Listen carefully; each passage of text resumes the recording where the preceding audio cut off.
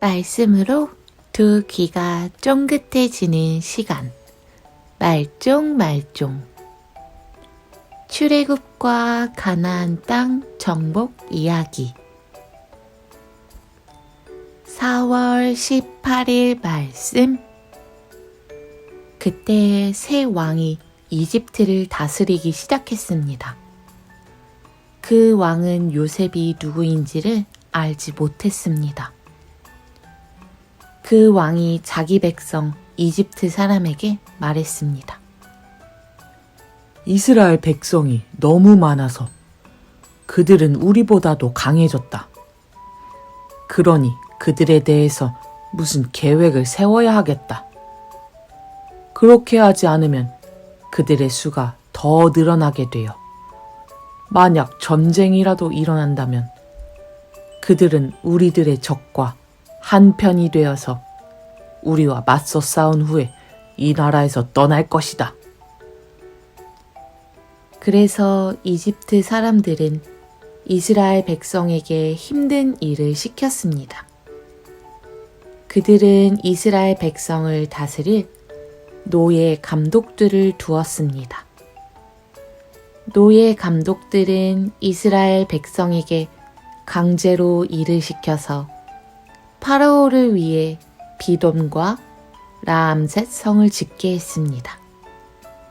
그 성은 이집트 사람들이 물건을 쌓아둘 수 있는 창고 성이었습니다. 이집트 사람들은 이스라엘 백성에게 더 힘든 일을 시켰습니다. 그래도 이스라엘 백성의 수는 더 늘어났습니다. 그러자 이집트 사람들은 이스라엘 백성을 더욱 두려워하여 이스라엘 백성에게 더욱더 고된 일을 시키고 그들을 괴롭혔습니다. 이집트 사람들이 이스라엘 백성에게 힘든 노동, 곧 흙 이기기와 벽돌 굽기와 힘겨운 밭일을 시켰기 때문에 이스라엘 백성들의 일은 더욱 힘들게 되었습니다. 아멘. 4월 19일 말씀. 시브라와 부하라고 하는 히브리 산파들이 있었습니다.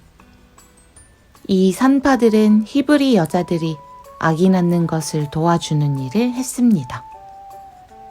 이집트 왕이 이 산파들에게 말했습니다. 히브리 여자들이 아기 낳는 것을 도와주다가 분만대 위에서 잘 살펴보고 만약 아기가 딸이면 그 아기를 살려주고 아들이면 죽여버려라. 하지만 그 산파들은 하나님을 두려워하는 사람들이었습니다. 그래서 그 산파들은 왕이 명령한 대로 하지 않았습니다. 그들은 남자 아이들도 다 살려주었습니다. 그러자 이집트 왕이 산파들을 불러 말했습니다. 왜 이렇게 하였느냐? 어찌하여 남자 아이들을 살려두었느냐? 산파들이 파라오에게 말했습니다. 히브리 여자들은 이집트 여자들보다도 훨씬 튼튼합니다. 그래서 히브리 여자들은 우리가 도착하기도 전에 아기를 낳아버립니다. 하나님께서는 산파들에게 은혜를 베풀어 주셨습니다. 이스라엘 백성은 계속해서 수가 늘어났습니다. 그리고 그들은 더 강해졌습니다. 하나님께서는 산파들이 하나님을 두려워함으로 그들에게도 자손을 많이 주셨습니다. 파라오가 모든 백성에게 명령을 내렸습니다. 히브리 사람들에게 남자 아이가 태어난다면 그 아이는 나일강에 던져버려라. 하지만 여자아이는 살려두어도 좋다. 아멘. 4월 20일 말씀. 레위 집안의 한 사람이 레위 집안의 어떤 여자를 아내로 맞아들였습니다. 그 여자가 임신하여 아들을 낳았습니다. 여자는 그 아기가 너무 잘생겨서 3달 동안 숨겨두었습니다. 하지만 3달이 지나자 더 이상 아기를 숨길 수 없었습니다. 그래서 여자는 파피루스 상자를 가져다가 역청과 나무 진을 칠해서 물에 뜰 수 있게 만들었습니다. 그런 다음에 아기를 그 상자 안에 넣고 상자를 나일 강가에 큰 풀들 사이에 두었습니다. 아기의 누이가 얼마쯤 떨어진 곳에서 그 아기에게 무슨 일이 생길까봐 지켜보고 있었습니다. 그때 파라오의 딸이 목욕을 하려고 강으로 나왔습니다. 공주의 몸종들은 강가를 거닐고 있었습니다. 공주가 큰 풀들 사이에 있는 그 상자를 보고는 몸종을 시켜 그 상자를 가져오게 했습니다. 공주가 상자를 열어보니 거기에는 남자아이가 울고 있었습니다. 공주는 우는 아이를 보자 불쌍한 생각이 들었습니다. 그래서 공주가 말했습니다. 이 아이는 틀림없이 히브리 사람의 아기일 거야. 그때 아기의 누이가 나가서 공주에게 물었습니다. 제가 가서 이 아이에게 젖을 먹일 히브리 여자를 구해올까요? 공주가 말했습니다. 그래, 그렇게 하여라. 그래서 아이의 누이는 가서 아이의 어머니를 데리고 왔습니다. 공주가 그 여자에게 말했습니다. 이 아기를 데려가서 나를 위해 젖을 먹여주면 내가 그 삭스를 주겠다. 그래서 여자는 그 아이를 데려가서 젖을 먹였습니다. 아이가 자라나자 여자는 아이를 공주에게 데리고 갔습니다. 공주는 아이를 자기 아들로 삼았습니다. 공주는 그 아이를 물에서 건져내었다 해서 그 아이의 이름을 모세라고 지었습니다. 아멘.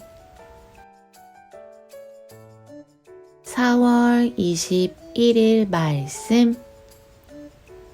세월이 흘러 모세는 자라 어른이 되었습니다. 어느 날 모세는 자기 백성인 히브리 사람들을 찾아갔습니다. 모세는 그들이 힘들게 일하는 모습을 보았습니다. 또 어떤 이집트 사람이 자기와 같은 백성인 히브리 사람을 모질게 때리는 것을 보았습니다.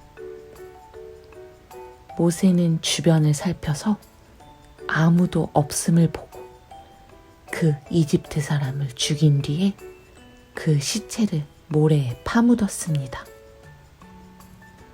이튿날 모세가 다시 나가니 히브리 사람 둘이 서로 다투고 있는 모습이 보였습니다.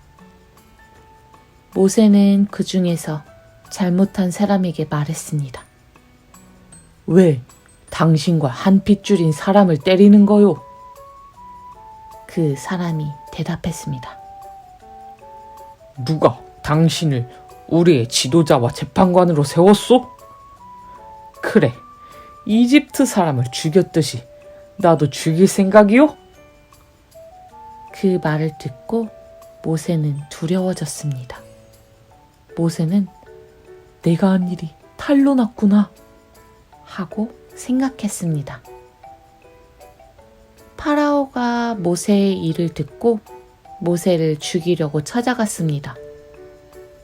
그러나 모세는 파라오에게서 달아나 미디안 땅으로 도망가 살았습니다. 하루는 모세가 우물가에 앉아 있었습니다. 아멘. 4월 4월 22일 말씀. 모세가 이드로의 양떼를 돌보고 있던 때의 일입니다. 이드로는 미디안의 제사장이며 모세의 장인입니다. 모세는 광야의 서쪽으로 양떼를 몰고 갔습니다. 모세는 하나님의 산인 호렙산에 이르렀습니다. 그곳에서 여호와의 사자가 떨기나무의 불꽃 속에서 모세에게 나타났습니다. 그 나무는 불붙고 있었지만 타서 없어지지는 않았습니다. 그래서 모세는 가까이 가서 이 이상한 일을 살펴보아야 하겠다. 어떻게 나무에 불이 붙었는데 타지 않을 수 있을까? 하고 말했습니다. 여호와께서 모세가 그 나무를 살펴보려고 올라오는 모습을 보셨습니다. 그래서 하나님께서는 나무 사이에서 모세야, 모세야 하며 그를 부르셨습니다. 모세는 제가 여기에 있습니다. 하고 대답했습니다. 하나님께서 말씀하셨습니다. 더 가까이 오지 마라. 내 신발을 벗어라. 너는 지금 거룩한 땅 위에 서 있느니라. 아멘. 오늘 말씀을 다 들은 친구들은 4월 22일이라고 쓰여진 말씀 팝업북 위에 4월 22일 떨기나무 그림을 떼어서 팝업북 위에 붙여줍니다.